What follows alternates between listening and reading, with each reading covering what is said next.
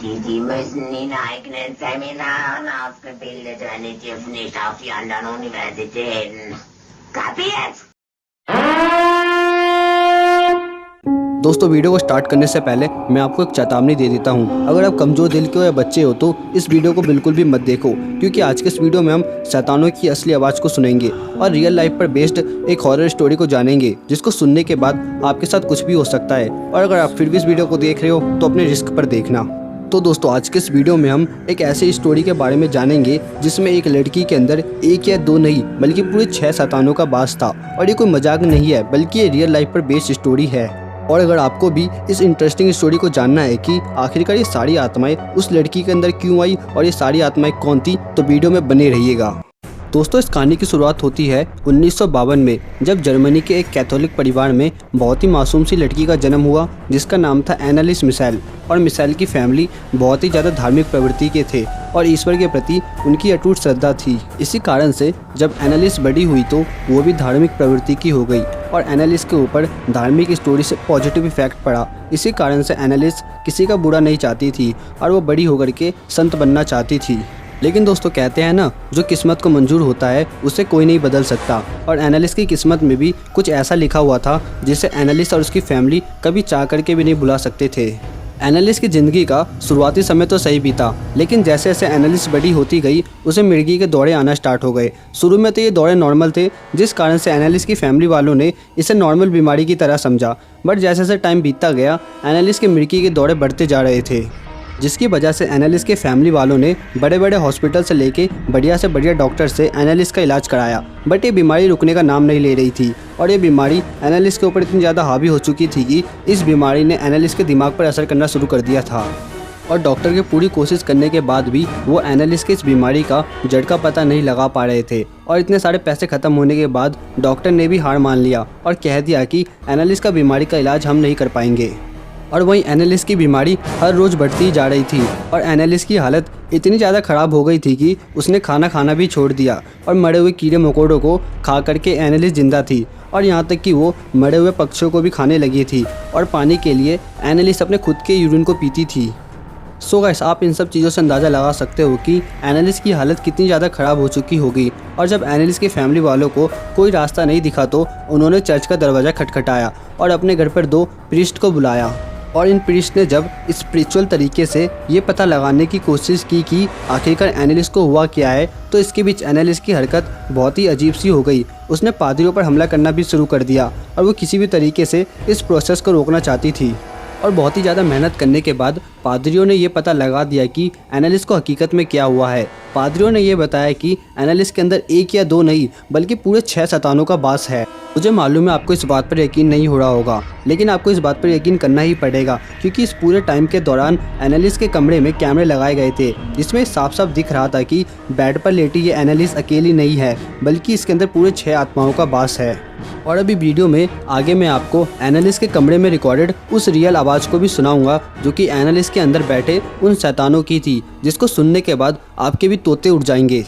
और एनालिस के अंदर जो 6 आत्माओं का वास था उसमें सबसे पहला था हिटलर, जिसने लाखों लोगों को मौत के घाट उतारा था और हिटलर ने लोगों को तरपा तरपा कर मारा था। इसलिए बताया जाता है कि हिटलर को मरने के बाद नरक की सज़ा मिली थी। और जो दूसरा शैतान था उसका नाम था जुदास, जिसके बारे में बताया जाता है कि जुदास ने कुछ पैसों के लिए जीसस के साथ बेईमानी की थी। और तीसरा शैतान था कैन, जिसने धरती पर बहुत सारे पाप किए थे, जिसकी वजह से उसे भी नरक की सज़ा मिली हुई थी। और जो चौथा शैतान था उसका नाम था वैलेंटाइन फ्लैशमैन, जो कि एक पादरी था। बट वैलेंटाइन फ्लैशमैन ने नशे की हालत में बहुत सारे बुरे काम किए थे, जिस कारण से उसे भी नरक की सज़ा मिली हुई थी। और जो 5वां शैतान था उसका नाम था लूसीफर, जिसने छोटे से लेके बड़े हर तरह के पाप किए। और ये भी बताया जाता है कि लूसीफर जीसस से भी नहीं डरता था। और छठा शैतान था नीरू, जो कि हिटलर की तरह बहुत ही क्रूर शासक था, जिसने अपनी प्रजा को बहुत ही ज़्यादा परेशान किया था। उसे भी नरक की सज़ा मिली हुई थी। तो दोस्तों ये 6 शैतान थे जिन्होंने धरती पर रहकर सिर्फ और सिर्फ बुरे काम किए थे, जिस कारण से इन सभी को नरक की सज़ा मिली हुई थी। और ये भी बताया जाता है कि ये सभी एनालिस के अंदर सिर्फ एनालिस या उसकी फैमिली को परेशान करने नहीं आए थे, बल्कि ये पूरी दुनिया को बहुत ही बुरी सीख देने आए थे, जिसके बारे में हम वीडियो के लास्ट में जानेंगे। और जब ये कंफर्म हो गया कि एनालिस के अंदर बुरी आत्माओं का वास है, तो एक आखिरी रास्ता बचा हुआ था एनालिस को बचाने का, और वह था एग्जॉर्सिज्म। एग्जॉर्सिज्म एक खास तरह का रस्म होता है जिससे भूत प्रेत जैसे चीज़ों को दूर करने के लिए किया जाता है। लेकिन दोस्तों एग्जॉर्सिज्म करने के लिए चर्च से स्पेशल परमिशन लेनी पड़ती है और एनालिस के फैमिली वालों को चर्च के द्वारा एग्जॉर्सिज्म करने की परमिशन दे दी गई और उसके बाद एनालिस के घर पर प्रीस्ट को बुलाया गया और एनालिस के ऊपर एग्जॉर्सिज्म करवाया गया। और जब एनालिस के ऊपर एग्जॉर्सिज्म किया जा रहा था तो वो बिल्कुल ही अलग बिहेव कर रही थी। ऐसा लग रहा था कि नेगेटिव पावर के सामने पॉजिटिव पावर रख दी गई हो और उस टाइम का सिचुएशन बिल्कुल वैसा ही था जैसे इंडियन मूवी में बुरी आत्माओं को भगाने के लिए जब पूजा की जाती है तो जैसा सिचुएशन उस टाइम का रहता है सेम वही सिचुएशन एनालिस के साथ भी था। और 1 या 2 बार एग्जॉर्सिज्म करने से उन बुरी आत्माओं ने एनालिस का साथ नहीं छोड़ा और एग्जॉर्सिज्म करते टाइम एनालिस के रूम में वीडियो रिकॉर्डर भी लगाया गया था जिसमें उन बुरी आत्माओं की आवाज़ भी रिकॉर्ड हो गई। तो दोस्तों अभी मैं आपको उन आवाज़ों को सुनाऊंगा जो कि एनालिस के कमरे में रिकॉर्ड की गई थी।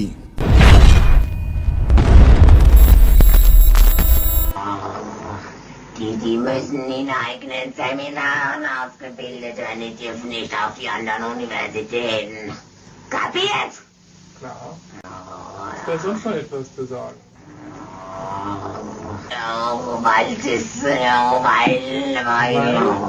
der Teufel größere Macht. दोस्तों अब तो आपको यकीन हो गया होगा कि मैंने जो भी अभी तक आपको बताया ये सब सच है। और जहाँ तक एनालिस की बात थी उस पर 60 से भी ज़्यादा टाइम यानी मोर देन 60 टाइम एग्जॉर्सिज्म किया गया बट उन बुरी आत्माओं ने एनालिस का बॉडी का साथ नहीं छोड़ा और इतनी ज़्यादा बार एग्जॉर्सिज्म करने के बाद ऐसी एनालिस की हालत कुछ ऐसी हो गई। और आपने मूवी में देखा ही होगा कि जब किसी पर एग्जॉर्सिज्म किया जाता है तो उस बॉडी की हालत कैसी हो जाती है। और एनालिस के ऊपर 60 से भी ज़्यादा टाइम एग्जॉर्सिज्म किया गया जिससे एनालिस की हालत बद से बदतर हो गई। और 1 जुलाई 1976 को एनालिस ने अपनी इतनी ख़राब हालत के कारण इस दुनिया को अलविदा कर दिया। दोस्तों बताया ये भी जाता है कि जब एनालिस के ऊपर ये सब बीत रहा था तो उसके सपने में एक बार मदर मैरी भी आई थी जिससे एनालिस ने सपने में ये पूछा था कि आखिरकार मैंने किसी का क्या बिगाड़ा था, मेरे साथ ये सब क्यों हुआ। तो मदर मैरी ने जवाब दिया कि तुम इस दुनिया के लिए सबक बनोगे कि अगर अच्छाई है तो बुराई भी है और स्वर्ग है तो नर्क भी है। तुम इस दुनिया को अच्छाई और बुराई दोनों बता के जाओगी। यानी कि एनालिस के साथ ये सब करने का मकसद सिर्फ एक ही था कि इस दुनिया को नरक के बारे में पता चले। और एनालिस के इस दुनिया से जाने के बाद आज भी लोग एनालिस की कब्र पर फूल चढ़ाने के लिए दूर दूर से आते हैं और वे सभी लोग एनालिस का बहुत सम्मान करते हैं क्योंकि लोगों को सीख देने के लिए उसने अपने पूरे जीवन को त्याग दिया। सो गाइस ये थी एनालिस की पूरी स्टोरी और अगर आप चाहो तो इस पर बनी एक मूवी भी देख सकते हो जिसका नाम है the exorcism of Emily Rose. और लास्ट में भी वही कहूँगा जो स्टार्टिंग में कहा था, ये पूरी वीडियो रियल लाइफ पर बेस्ड थी। इसलिए दोस्तों कमेंट करके अपने ओपिनियन को जरूर बताइएगा और अगर वीडियो अच्छी लगी तो अपने फ्रेंड्स के साथ जरूर शेयर करिएगा और ऐसे इंटरेस्टिंग वीडियो को देखने के लिए चैनल को सब्सक्राइब जरूर कर दीजिएगा और बेल आइकन भी दबा दीजिएगा ताकि हर वीडियो की अपडेट आपको सबसे पहले मिले।